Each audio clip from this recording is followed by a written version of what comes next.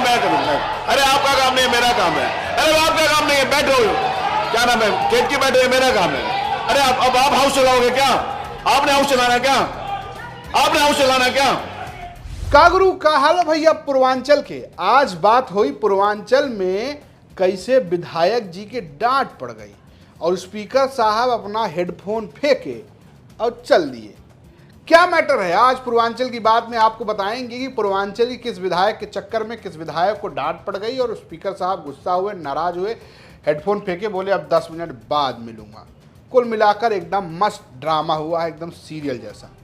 तो पहला नाम है रागिनी सोनकर, जो कि मछली शहर विधानसभा से विधायक है समाजवादी पार्टी की। दूसरा नाम है केतकी सिंह का, जो कि बलिया की बांसडी सीट से बीजेपी के विधायक हैं। और डांटने वाले हैं सतीश महाना, जो कि विधानसभा अध्यक्ष हैं। सतीश महाना वैसे भी स्ट्रिक्ट आदमी है, भी पता ही है आपको कि बीते दिनों विधानसभा में मोबाइल धरवा लिए थे लोगों का, क्योंकि लोग जो है रील रूल बनाने लगे थे। तो अब जो है उन्होंने डांट लगा दी। क्यों डांट लगाई, इसकी शुरुआत होती है एक घटनाक्रम से। रागिनी सोनकर जो मछली शहर से विधायक हैं, उन्होंने एक मुद्दा उठाया भर्ती का और बैकलॉग क्लियर करने का। उन्होंने एक तड़कता भड़कता अपने स्टाइल वाला भाषण दिया, यानी कि तेज आवाज में सीधे सवाल। कुछ हिस्सा आपको सुनवाते हैं। कि भारतीय जनता पार्टी की सरकार में हमारे युवा खून के आंसू रो रहे हैं। आदरणीय मंत्री जी, आज का हमारा युवा न शादी कर पा रहा है, न सो पा रहा है, न ठीक से रो पा रहा है। आदरणीय अध्यक्ष महोदय, युवाओं की पीड़ा सुनने पे इतना कष्ट क्यों होता है भारतीय जनता पार्टी को? मैं आपकी सरकार से ये पूछना चाहती हूँ और ये बोलना भी चाहती हूँ, युवा आपसे ये कह रहा है कि झूठ से सच से जिससे भी यारी रखें, झूठ से सच से जिससे भी यारी रखें, आप तो अपनी तकरीर जारी रखें। इन दिनों आप मालिक हैं बाजार के, जो भी चाहे वो कीमत हमारी रखें। आदरणीय अध्यक्ष महोदय, युवा की कीमत जो है ये सरकार कुछ इस तरीके से लगा रही है। मैं माननीय मंत्री जी आपसे ये पूछना चाहूंगी कि आए दिन विज्ञापन जो आ रहे हैं लोकसभा आयोग के, उसमें जो रिक्तियां हैं उनकी जानकारियां गलत आ रही हैं। एक बच्चा जो तैयारी करता है, एक अभ्यर्थी जो तैयारी करता है परीक्षा की, उसको जब गलत तरीके की जानकारियां, नंबर ऑफ सीट्स की जानकारियां गलत आएंगी तो वो उसका क्या मनोबल रहेगा, वो किस तरीके से परीक्षाओं में बैठ पाएगा?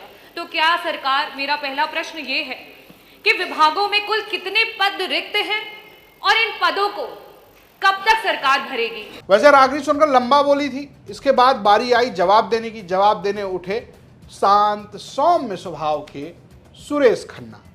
सुरेश खन्ना ने जवाब दिया, लेकिन रागिनी सोनकर को ये बात जमी नहीं। उन्होंने कहा मंत्री जी आप पूरा जवाब दीजिए, आप बैकलॉग का बताइए, आप गलत कर रहे हैं, ऐसा नहीं होगा।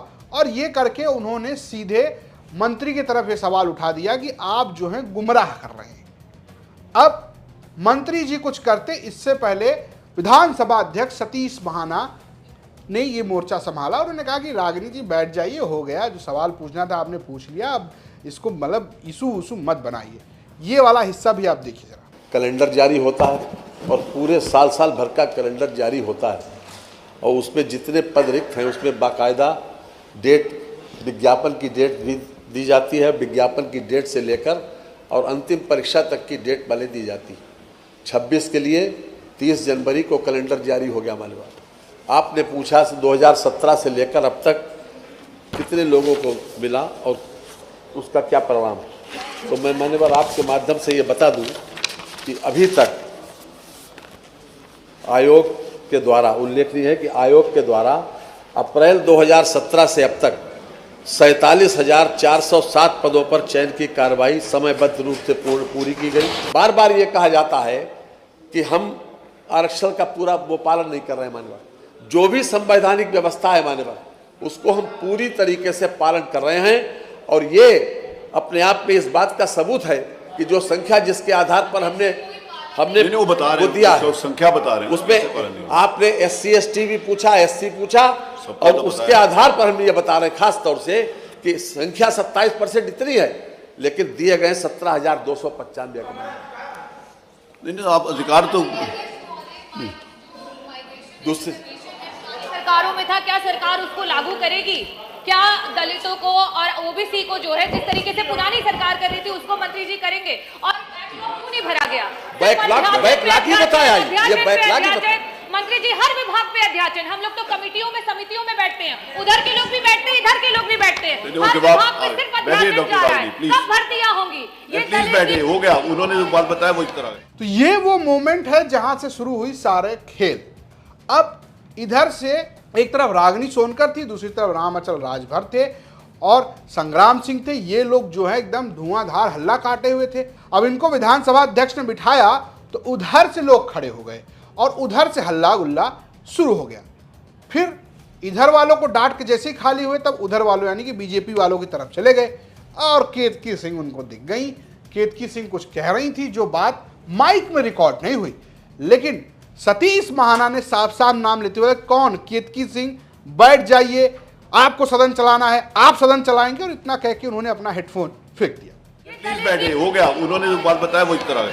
अगला प्रश्न श्री कमाल अख्तर, श्री कमाल अख्तर, विभागों श्री कमाल अख्तर, प्लीज बैठिए ना, डॉक्टर आगे बैठिए, this is not the way, please please बैठिए, बैठिए, नहीं विभागों नहीं आप ऐसे, मैं इस बात को अलाउ नहीं करता। श्री कमाल अख्तर बैठिए आप, नहीं आप, ये कोई जरूरी नहीं है कि आप क्योस करें, प्लीज। अरे बैठो ना, अरे बैठो, अरे आप लोग नहीं, मैं करूंगा, अरे आपका काम नहीं है, मेरा काम है। अरे आपका काम नहीं है, बैठो, क्या नाम है, केतकी बैठो, ये मेरा काम है। अरे अब आप हाउस चलाओगे क्या? आपने हाउस चलाना क्या? आपने हाउस चलाना क्या? आप सब लोगों ने हाउस चलाना क्या? मतलब एकदम तमतमा गए थे, लेकिन महाना तो महाना है, उन्होंने सट से सब कुछ कंट्रोल किया और खुद को शांत कर लिया और बोला कि अब 10 मिनट बाद मिलेंगे। अब केतकी सिंह को पड़ी डांट की चर्चा हो रही है, लेकिन केतकी सिंह विधानसभा में अपने तेवर के लिए जानी जाती है, जैसे रागिनी सोनकर जानी जाती है, ऐसा तो है नहीं। और ये आपको पता है कि वो भोजपुरी बोल के एक बार खूब फेमस हुई थी। इससे पहले बिहार के मिथिला में गई थी, जहाँ मैथिली के प्रचार में उन्होंने कुछ ऐसा कह दिया कि विवाद हो गया था। विवाद तो ठीक है, ये सब होता रहता है। वो अलग अस्पताल भी बनवा रही थी, आपको पता होगा, मुसलमानों के लिए अलग वार्ड और हिंदुओं के लिए अलग वार्ड। ये उनकी राजनीति है, इसी तरीके से वो रम्मच गम्मच काटती रहती। लेकिन इस बार रागिनी सोनकर के चक्कर में हल्ला बहुत सारे लोग मचा रहे थे, लेकिन अब बात है कि किसके नाम पे सुई अटक जाए। जिसके नाम पे सुई अटकी उसको डांट पड़ गई। तो कैसी लगी ये खबर आप हमें कमेंट बॉक्स जरूर बताएं और देखते हैं यूपी तक। नमस्कार। राहुल जी पदयात्रा कर रहे हैं, वो कर रहे हैं, 10 दिन के बाद खत्म हो जाएगा।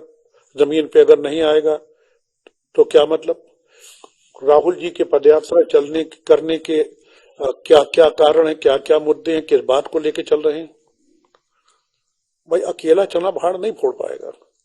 तो मुझे अधिकृत कर दें कि मैं अपने हिसाब से संगठन उसका बनाऊं और उसका चलाऊं, और 6 महीने आप देखिए, अगर सही हो तो आगे बढ़ा दीजिए। मुझे प्रांतीय अध्यक्ष बनाया गया। 13-14 जिले पड़ते हैं पश्चिम में। तो जब मैं बना तो वहां मैंने संविधान बचाओ संकल्प सभा चलाई। तो संदीप जी का फोन आया, नसीमुद्दीन जी ये मत करिए। क्यों का कोई जवाब नहीं।